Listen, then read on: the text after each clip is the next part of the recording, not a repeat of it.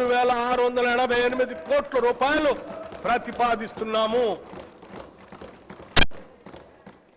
సాగునీటి ప్రాజెక్టులు డిసెంబర్ 2023లో మా ప్రభుత్వం బాధ్యతలు చేపట్టిన నుండి సాగునీటి ప్రాజెక్టులు పూర్తి చేయటం ప్రభుత్వ ప్రాధాన్యంలో ఒకటిగా ఉంది.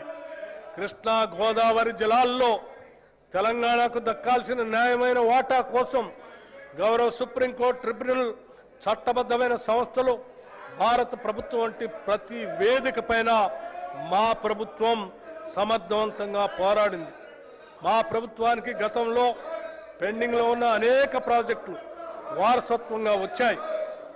క్యాపబిలిటీ ప్రస్తుతం కొనసాగుతున్న మరియు పెండింగ్లో ఉన్న ప్రాజెక్టులైన పాలమూరు రంగారెడ్డి ఎత్తిపోతల పథకం, మహాత్మా గాంధీ కలవకుర్తి ఎత్తిపోతల పథకం, జవహర్ నెట్టెంపాడు ఎత్తిపోతల పథకం, రాజీవ్ భీమా ఎత్తిపోతల పథకం, మక్తల్ నారాయణపేట కొడంగల్ ఎత్తిపోతల పథకం, ఎలిమినేటి మాధవరెడ్డి శ్రీశైలం ఎడమకట్టు గాలువ ప్రాజెక్ట్, ఉదయ సముద్రం డిండి ఎత్తిపోతల పథకం, మహాత్మా గాంధీ ఎత్తిపోతల పథకం, జాన్పాడు ఎత్తిపోతల పథకం, మోతే ఎత్తిపోతల పథకం, జె చొక్కారావు దేవాదుల ఎత్తిపోతల పథకం, సీతారామ ఎత్తిపోతల పథకం, చిన్న కాళేశ్వరం ఎత్తిపోతల పథకం, Gouravelli project, Errapalem Jawaharlal lift irrigation project, Triveni Sangamam, Pulimadugu వాగు, కొమరం భీము, చిక్మాను వాగు, కేరామేరి మండలంలో అమ్మవారి మడగాస్కర్, లెండిగూడ, జైనూర్, మంటో, రోసి, మల్టా మినీ రిజర్వాయర్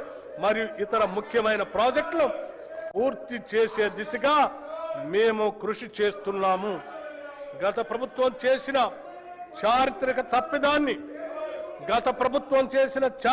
తప్పిదాన్ని మా ప్రభుత్వం సరిదిద్ది ఉమ్మడి ఆదిలాబాద్ జిల్లాలో డాక్టర్ బిఆర్ అంబేద్కర్ చేవెళ్ల ప్రాజెక్టులు కూడా చేపడుతుంది అని తెలియజేస్తున్నాం.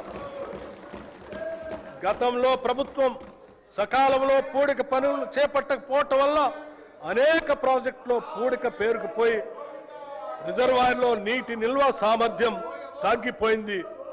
భారత ప్రభుత్వ జలశక్తి మంత్రిత్వ శాఖ వారి జాతీయ పూడికతీత మార్గదర్శకాల ప్రకారం ఇప్పటికే ఆదాయ ఉత్పత్తి విధానం ఆధారంగా పైలట్ ప్రాజెక్టుగా చేపట్టిన కడెం, లోయర్ మానేర్ డ్యాం మరియు మిడ్ మానేర్ డ్యాం ప్రాజెక్టులతో పాటుగా శ్రీరామ్ సాగర్ ప్రాజెక్ట్, ప్రియదర్శిని జూరాల ప్రాజెక్ట్, మూసీ నాగార్జున సాగర్ ప్రాజెక్టులో కోల్పోయిన నీటి సామర్థ్యాన్ని పునరుద్ధరించడానికి మేము పూడికతీత పనులు చేపడుతున్నాం.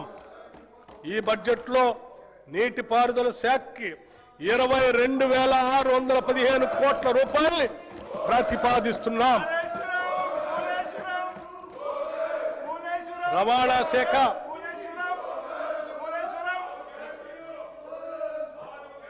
తెలంగాణ రాష్ట్ర రవాణా శాఖ పరిధిలో 1,82,00,000 నమోదిత వాహనాలు ఉన్నాయి.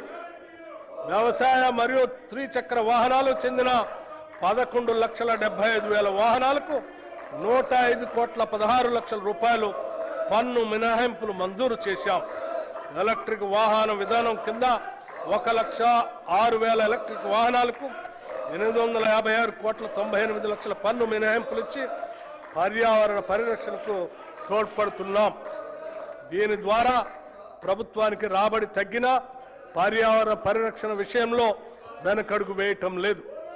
రాష్ట్ర వ్యాప్తంగా రోడ్డు భద్రతా చర్యలను మరింత కఠినతరం చేశాం. నేషనల్ ఇన్ఫర్మేటిక్స్ సెంటర్ అభివృద్ధి చేసిన డిజిటల్ సేవలు, సారథి వాహనాలను తెలంగాణలో అమలు చేస్తున్నాం. వాహన సేవలను వచ్చే 6 నెలల్లో పూర్తిగా అందుబాటులో తీసుకొస్తాం. రాష్ట్రంలోని అన్ని R&B రోడ్లను హైబ్రిడ్ యాన్యుటీ మోడ్ విధానంలో అభివృద్ధి చేసేందుకు ప్రతిపాదనలు సిద్ధమయ్యాయి. హైదరాబాద్ చుట్టూ రీజనల్ రింగ్ రోడ్డు నిర్మాణంలో పాటు సమాంతరంగా రీజనల్ రింగ్ రైలు ఏర్పాటు చేయాలని నిర్ణయించాం.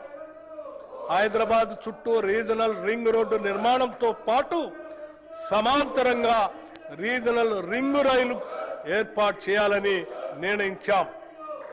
నూతన విమానాశ్రయాల అభివృద్ధి, వరంగల్ విమానాశ్రయం కోసం భూసేకరణ పూర్తి చేసి నిర్మాణపు పనులు వేగవంతం చేస్తాం. ఆదిలాబాద్ విమానాశ్రయం మాస్టర్ ప్లాన్